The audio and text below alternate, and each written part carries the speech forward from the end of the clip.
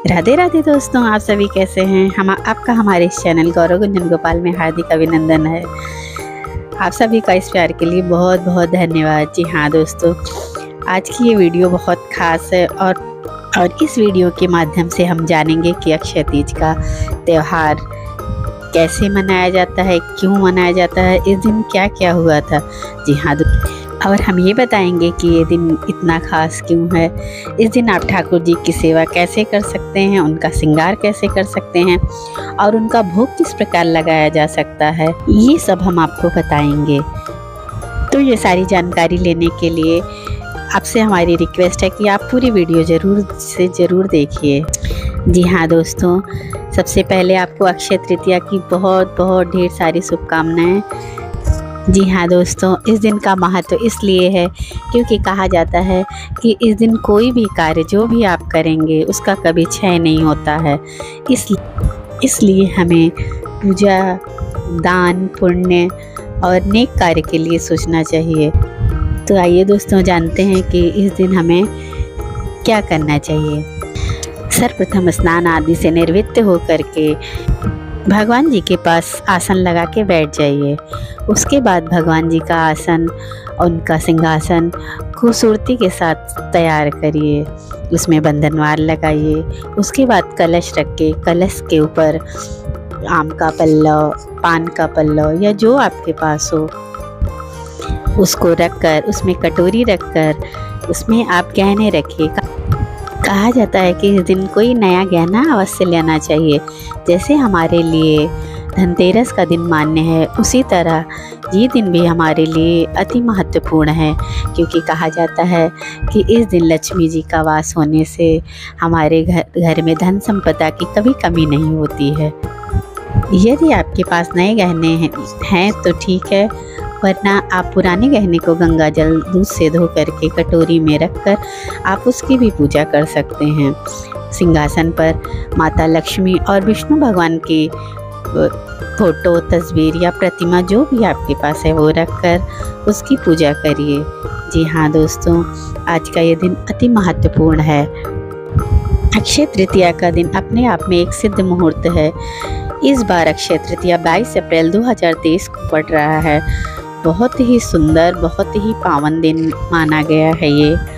इसको सतवा तीज के नाम से भी जाना जाता है और यही वो खास दिन है जिस दिन हमारे वृंदावन के लाडले ठाकुर जी श्री बांके बिहारी जी के चरणों के दर्शन होते हैं। जी हाँ दोस्तों, पूरे साल में सिर्फ एक ही यही ऐसा दिन है जिस दिन हमारे ठाकुर जी अपने भक्तों को चरणों के दर्शन देते हैं। इसलिए ये दिन अति महत्वपूर्ण है। इसका इतना महत्व है कि इस दिन किसी भी मुहूर्त को पूछने की आवश्यकता नहीं होती है। कोई भी शुभ कार्य आप इस दिन कर सकते हैं। तो आइए जानते हैं कुछ और भी तथ्य हैं जिसके लिए इसका महत्व और भी है। कहते हैं माता गंगा जी का धरती पर अवतरण इसी दिन हुआ था और इसी दिन महर्षि परशुराम जी का जन्म भी हुआ था।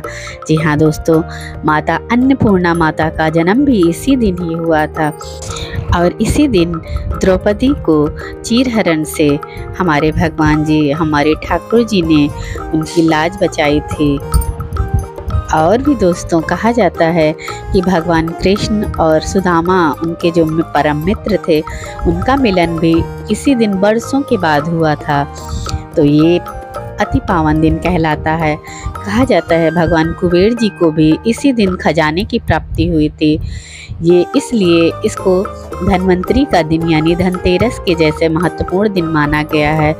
और ये भी कहा जाता है कि सतयुग और त्रेता युग का प्रारंभ भी इसी दिन हुआ था। जी हाँ दोस्तों, कहा जाता है कि इसी दिन ब्रह्मा जी के पुत्र अक्षय कुमार का भी जन्म हुआ था और इसी पावन दिन हमारे बद्री विशाल बद्रीनाथ धाम के कपाट भी खुलते हैं। अर्थात ये दिन इतना महत्वपूर्ण है, इतना ज़्यादा महत्वपूर्ण है क्योंकि अनगिनत शुभ कार्य हुए हैं। कहा जाता है इसी दिन महाभारत का भी युद्ध समाप्त हुआ था।